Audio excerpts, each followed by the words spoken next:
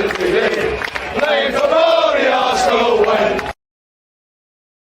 Saliba! Hello, everybody. Good morning, good evening, good afternoon, wherever you happen to be in the world joining us today. Welcome back to the Arsenal Ways post-match reaction show. You join myself and Alfie. How you doing, mate? You good? You well? I'm buzzing, TC. Can't wipe the smile off my face. I know it's too early, but top of the league. Absolutely buzzing. Hope you're well. I am indeed, mate. I'll be singing that song. I'm not going to be able to sleep because it's going to be stuck in my head all night long. Goodness me. Brilliant stuff. Yeah, Arsenal winning 3-0 away at Bournemouth in a game in which, to be honest, I can't quite remember a game where we genuinely dominated an opponent quite like that and just completely restricted them to next to no chances at all. I mean, I was looking at the stats after the game. They had 6 shots, but I think 5 of those shots came in the last 10 to 15 minutes of the game. They had 1 shot up until like 75 minutes in the game. It was mental how much Arsenal controlled that game. But talk to me about your overriding thoughts and raw reactions after that.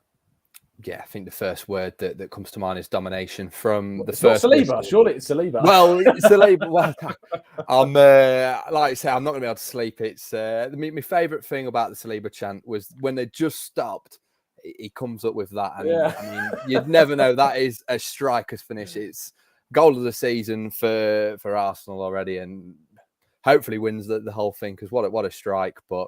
An absolutely brilliant performance from start to end. I mean, I don't want to get too ahead of myself. It is Bournemouth, but it's those sort of games where we need to start dominating and really, putting a foothold in it. And I thought from start to finish, it was just a fantastic performance. I think every single player turned up, and that starting 11, I can't see anyone being dropped now. I think, there's all these arguments who's going to come in. These players aren't doing well, but. Absolutely dominant performance. Everyone played well, and like I say, just can't wipe this smile off my face. Yeah, no, it was just so refreshing. I think just to see an Arsenal away from home, just without any issues. I think there's so many times Arsenal have gone away from home in the past. I mean, Bournemouth in particular, that game back in 2018.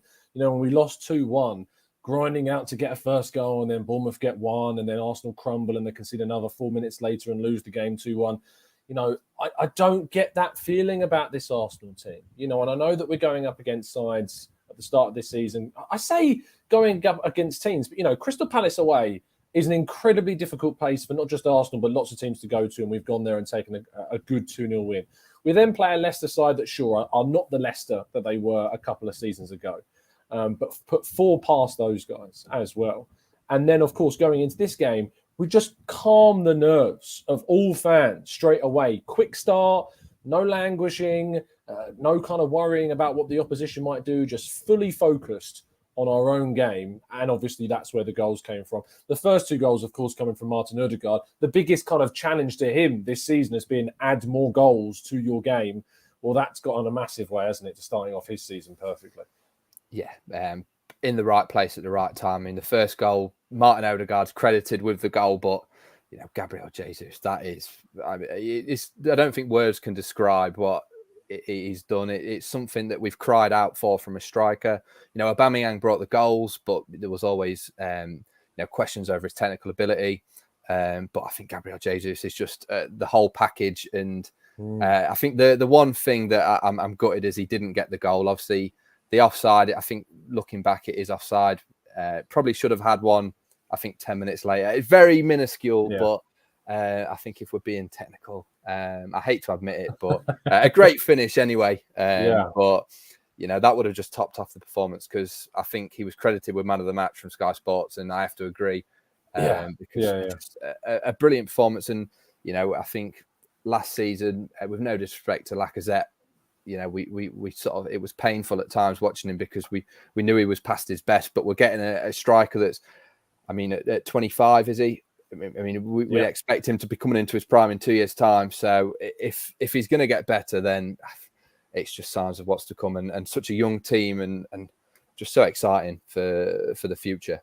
Indeed. So let's get some reactions from you guys joining us in the chat box. Thank you so much, of course, for joining us. Do drop a like on the video if you've enjoyed today's Arsenal performance, and subscribe to the channel to get all up-to-date Arsenal content every single day. We're also going for an awards in the Football Content Awards as well. We're going up for new content creator, I believe, this summer. Best new content creator, of course. We started last year and we've managed to go up to an amazing nearly 26,000 subs. So if you've enjoyed this journey, go over to the Football Content Awards website and give us a vote in Best New Content Creator. But yes, amazing stuff. Let's go into the chats. Zinni and Whites were just awesome, says Rancid. Chris says, solid performance. Subs could have come on a little earlier. We were looking tired around 80 minutes. We'll come on to that in a little bit. Sayon says, man of the match was the crowd. Absolutely outsung Bournemouth the whole game. Great support. Really kept the energy in the team. Yeah, I mean, as we said at the start of the show, that Saliba song is going to be branded in our minds forever at this stage. Prince says, Arsenal are giving me the best joy in my life in recent years. We love to see comments like that, Prince, and I'm glad you're enjoying yourself as an Arsenal fan. Martin says, this time it has to be massive on Arsenal's side, and this could be a massive season, of course, for Arsenal indeed. Alex says, why do I feel a little disappointed? Because it wasn't 4? Because it wasn't 5? That's the only reason I can think as to why. Maybe Fabio Vieira not getting his debut, perhaps potentially that's the only kind of little thing about it. But I suppose, yeah, I feel like 3 was not enough. And I think actually 3-0 weirdly flatters Bournemouth. We could have come out with many more goals. And Martinelli in particular could have had a few. He had a fair few shots. His determination, though, his energy just didn't stop. He is being a new force for us on that left-hand side. Yeah, he's been absolutely fantastic all season. Just we've always known the work ethics there and the talent is so clear, but now he's bringing sort of a final product to his game. And like you say, it would have been nice for him to have a goal. I think there was one that just shot past the post, and on another day that creeps into the corner. But, you know, another great performance from him. And just seeing the comments here, you know, every single comment is a different player being, praised, because everyone was just fantastic today. But, you know, Martinelli, I think there's so much more to come from him. If he gets that clinical finish into his game, then, you know, I think he's going to become a 20-goal a season winger. Absolutely. It's a really nice comment actually from MJ10 who says, I love watching Zinchenko. The guy is silk. Bournemouth tried to mark Partey, but Zinni made that pointless. And I think this is a really key point because, you know, Arsenal now have players like Zinchenko, like Jesus, who mean that you can't just mark Saka out the game. You can't just crowd Partey. You know, we've got these additions that have created such kind of versatility and malleability as well in this side. There's so much dynamism. I know I'm going through my thesaurus here at this point. But there is just so many good superlatives to use about Arsenal right now that it's just so free-flowing in what we're seeing on the pitch that teams just can't contain what we're seeing. Again, Granit Xhaka got another assist. He could have had another assist right at the end with an amazing pass through to, I think it was Jesus right at the end with that goal that was... No, sorry, it wasn't Jesus. It was it Eddie Nketiah or Smith Rowe, one of the two? I think it was Nketiah. Yeah, it was Nketiah, wasn't it?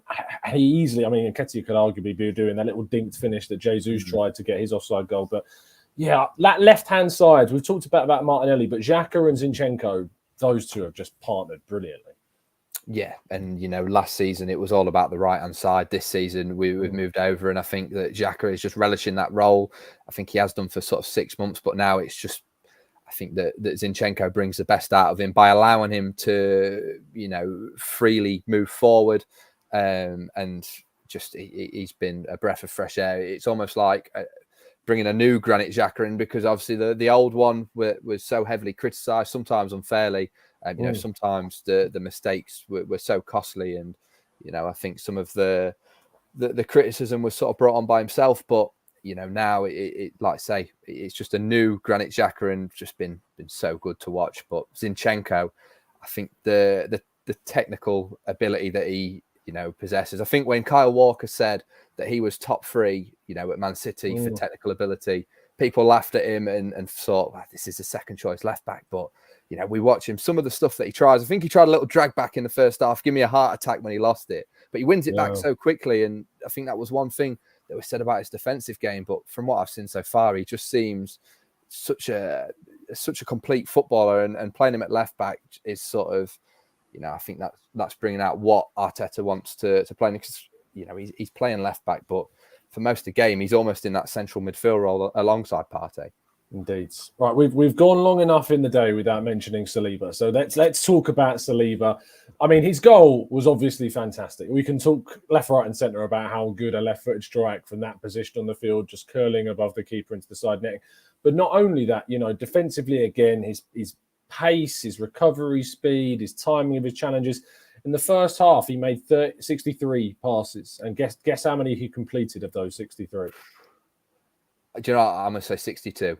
It was 63. He had 100% pass accuracy in the first half. It was absolutely brilliant. I mean, and the fans, of course, with that chant all the way through the game, you could not give a better show of kind of how much we want this guy to stay, how much we want him to sign a new deal. And you think the way he celebrated his goal shows that he very much enjoys playing for Arsenal right now. Yeah, I think that's the main thing, is he's enjoying it. With all the rumours linking him with a move away, and saying that he was unhappy with these loan moves. I think that was the best thing for him in his Arsenal career. And we're just reaping the rewards now. Obviously, fantastic last season for Marseille, and that's just translated in his return to Arsenal, because for me, he's been our best defender. Other than the own goal against Leicester, which I think was just unfortunate. It wasn't, on another day that goes wide of the post.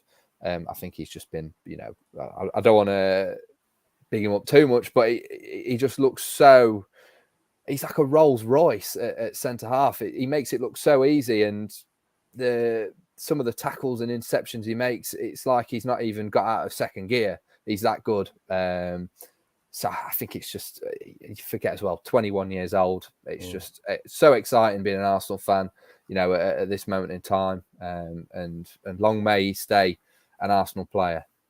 Yeah, absolutely. I put a small tongue-in-cheek tweet out this afternoon saying, tell you what, if Saliba didn't get sent to Marseille, his shot would have absolutely gone over. Like, that extra little bit of development refined his shooting skills to perfection. What a call by Arteta to send him out on loan. Tongue-in-cheek, of course. But it's amazing how many fish you get biting off a few tweets on Twitter. I asked you guys in the chat box for your man of the matches. Marcus has a great shout for the crowd being the man of the match today. It was absolutely brilliant. Saliba says MJ10. Jesus says SJ. Ødegaard says Village. Chris agrees. Man of the match. Ødegaard was absolutely brilliant. Benj says Jesus. Rancid says Zinni. Ayul says Gabby, just getting good vibes off of him. I love this. The N16 says Xhaka's price tag has gone up to 30 million. Imagine that we nearly sold him to Roma. Like, what a player we've now got in him. ML Reaction says Saliba, man of the match. Manu says Jesus. Umar's going for a Gabriel Jesus, man of the match as well. The thing is, like, there are so many players on the pitch that could get that award. And I know that Jesus got 2 goals and 2 assists in the game against Leicester, but Martinelli could have been a man of match in that game. Zinchenko could have been a man of match. Xhaka could have been a man of match. And in this game, Jesus, Zinchenko, I think Xhaka was great again. Saliba, of course.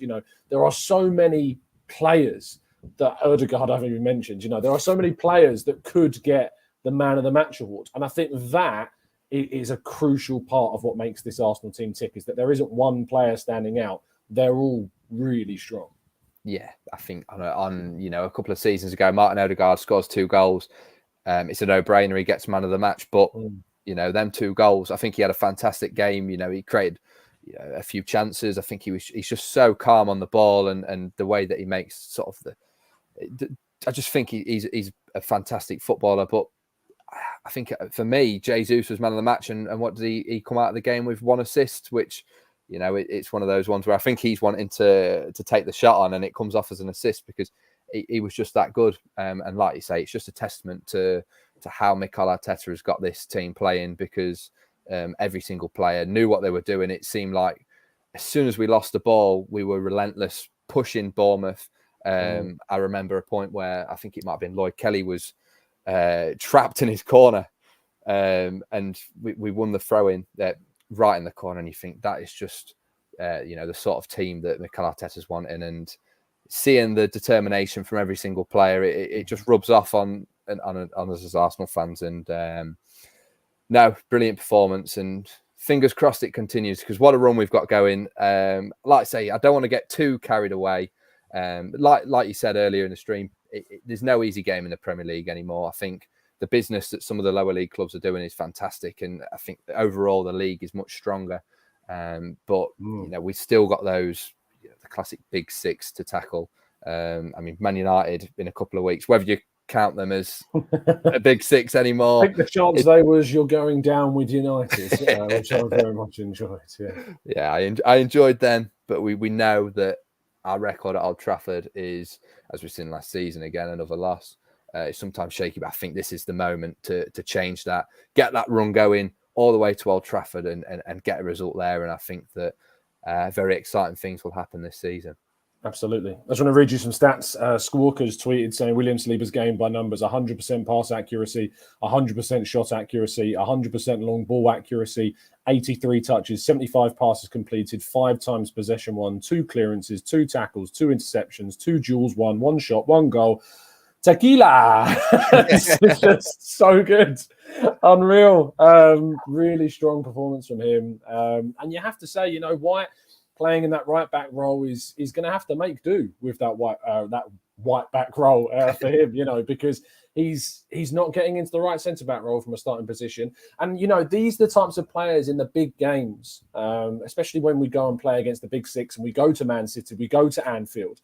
Saliba is the type of defender you can see coming in and making a genuine difference to how we perform. White, Saliba, Gabriel, Zinchenko, that back four as one. And you could probably swap out Tomiyasu for White when Tomiyasu gets up to speed, for sure.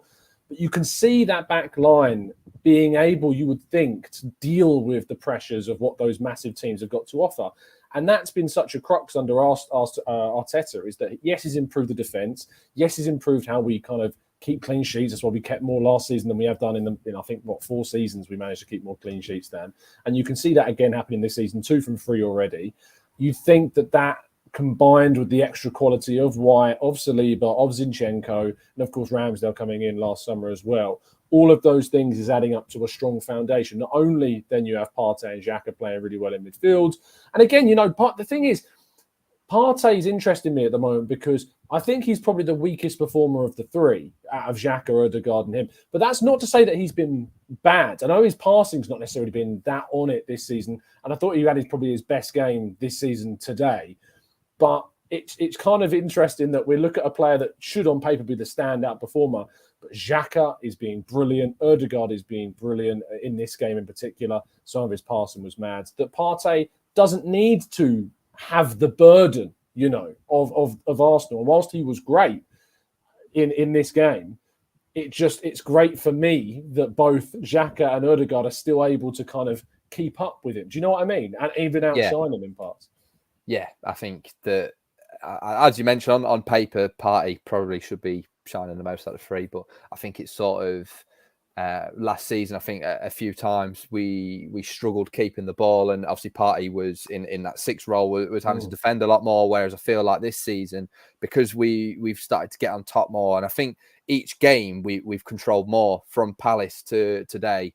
Each game I think we feel like we've got more of a foothold on, and obviously it's given Partey less of a role. I think, he mentioned his passing. Sometimes I think he tries to get that killer pass too often, whereas today I feel like he tried to, as mentioned there, just play the simple pass to Xhaka or Odegaard, and let them. But I think he's one of those players where you have to take him out of the team to realise what he does. With Martin Odegaard in the first 2 games, I think that burden of, in Martin Odegaard's case, the first 2 games, the burden of him creating chances was taken off him by the front 3, which were so unbelievable. But just going back to Saliba and White, the debate we've got there, I can't see Tomiyasu getting in at right back over White. I think the first game against Palace I thought he defended brilliantly against one of the trickiest wingers in the league. Zaha, after the Palace game, has scored, I think, 3 and 2.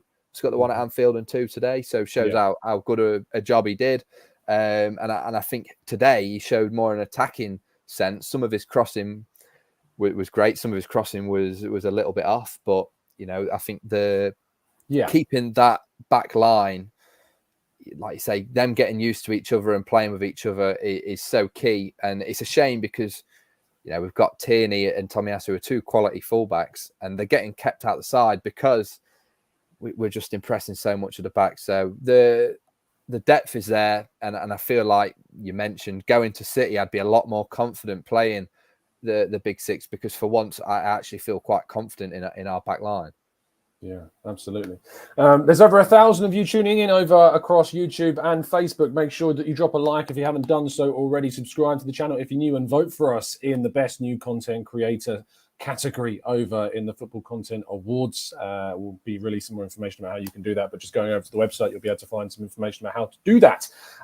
Let's go and take some more comments as well. Tomiyasu should definitely be back over White. White did well, but Tommy is the man there. You know, the only concern I have at the moment about Arsenal is Saka.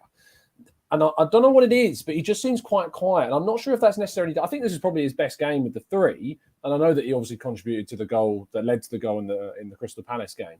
And of course, his pass set up White, which then led to the opening goal, I think. No, the second goal that it was. But again, he is a little bit quieter at the moment. And I think that's probably because he has White behind him. And White isn't necessarily able to support in the same way that Zinchenko is able to kind of support the left-hand side. Should I be concerned about that? Or do you think this is just the way in which this squad has to be balanced? I mean, do I really have a concern when we've won our first 3 games and we've scored 9 goals? Probably not. But it is strange seeing him a little bit quieter. I mean, he's coming out of my fantasy team this week, I think, that's for sure. I think it's... You know, I'm not too worried at the moment. You know, he started last season quiet, obviously off the back of the Euros. It was quite understandable. You know, some players, I think, just take a while to get into it. And hopefully that's just what's happening with Saka. I think he just needs a goal to sort of build on. And hopefully that's what it is. I think that if we see more of White like he was today, getting forward, because the first 2 games I thought he was quite quiet going forward and was sort of more a defensive fullback. But you know, if he can work on getting forward, I think he'd work well and sort of help get the best out of Bukayo Saka. So hopefully that's what it is. But just on the dream team front, absolutely buzzing, because you know, I subbed in Martin Ødegaard this morning, so I subbed him in for Martinelli. So I don't know what come over me, but hopefully that was why he got the 2 today. Unbelievable. Yeah, I might be deleting the app at this stage. Bradley says Saka was good in the first half and drifted out of the game in the second. Michael, though, points out, he says he's only quieter because the ball is so easily moving up our left flank at the moment. And also says Saka has less responsibility as an individual in the team. Now, Javier says Saka is not great one-on-one and beat a defender with skills and flair like Martinelli. I kind of disagree with that slightly. I think Saka showed last season, and especially in pre-season, that he was great at beating players one-on-one. I think it's more so that he doesn't necessarily have the player overlapping as much this season right now. That doesn't give him kind of that. What happens, obviously, if you're taking a player one-on-one and you get that overlap, not only have you got a passing option, but usually that player then drags one of the defenders away, making the opportunity to run in easier. And obviously Martinelli's getting that a bit more with Zinchenko and Xhaka pushing up with him as well. But yeah, Adam says last season 3 defeats, 9 goals conceded. This season 3 wins, 9 goals scored. We started the same team for the first time in 3 successive games since 2003, 2004. I'm not getting carried away, Alfie, but it is looking quite good. Yeah, I've got to agree with you. And I'm not one for superstitions, but we all know what happened that season. Could we see a repeat of it this year? Who knows? It's looking good so far anyway. You can't be saying stuff like that. We are all tongue in cheek, but it's looking good anyway. I think the thing is, I look at it from how I was feeling last season after the Man City game and going to the Norwich game, and you know, I really just, in all honesty, I couldn't be bothered when I was there. And now after this game, I'm just looking forward to getting back to the Emirates and just. The atmosphere is just going to be so good. It's great because it's so positive being an Arsenal fan now, and it's just it's a relief. 3 games, 9 points, and it's great just having to watch the football tomorrow, knowing that we've got the win, and just hoping that other teams slip up. Yeah, indeed. Our next 2 games, Fulham and Aston Villa, they are. They're back-to-back, and it's going to be tough because Fulham, I think, this season have showed that they are no mugs at all. They've taken points on Liverpool. They had a really strong win again today. We are going to need to be on it, and yes, the next 2 games are at home before we go away and play at Old Trafford, but the next 3 or 4 games actually are at home. and one of them is against Everton, and the away game is against Man United. So we still have this opportunity to really build up a head of steam about ourselves, really build up this momentum, keep on winning games, keep on putting the pressure on, not just on your Spurses and your Chelseas, but genuinely your Cities and your Liverpools, and continue to put the pressure on them, because they'll be looking at Arsenal this season and thinking, wow, they are a hell of a side. And that is credit to the players, it's a credit to the manager, it's a credit to the recruitment that we've done over the summer, and Edu massively involved in that, as well as the rest of the recruitment team too. And things just feel like they're coming together. Speaking of things coming together, we're going to round things up there. Thank you so much, guys, for tuning in. Really appreciate your time. Drop a like before you leave, as always, and subscribe if you're new. Alfie, thank you for your time, mate. Really appreciate it. No, thank you for having me on, TC, and thank you everyone for listening. Getting your comments in. Hopefully, another win against Fulham, and long may it continue. Indeed. Well said. Thank you for tuning in, guys. You'll be singing Saliba's name all night, I'm sure. But for now, make sure you just keep following us down the Arsenal way. 49, 49, undefeated. Playing for glory, Arsenal win.